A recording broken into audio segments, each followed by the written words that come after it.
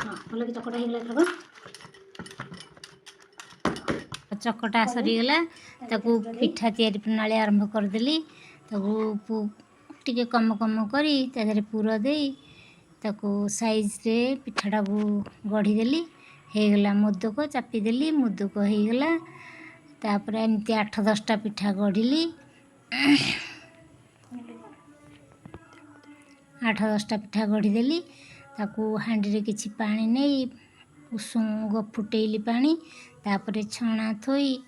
तादर गोटी गोटी करी पिठा रखी ताकू पानीटा को फुटेवा को चली आपे आपे तादर ढांकुणी देदेली से 15 मिनिट पर पिठा हो 15 मिनिट ढांकुणी देदेली एट पिठा हो गला एबे ताकू टिके पानी रे देखिदेली।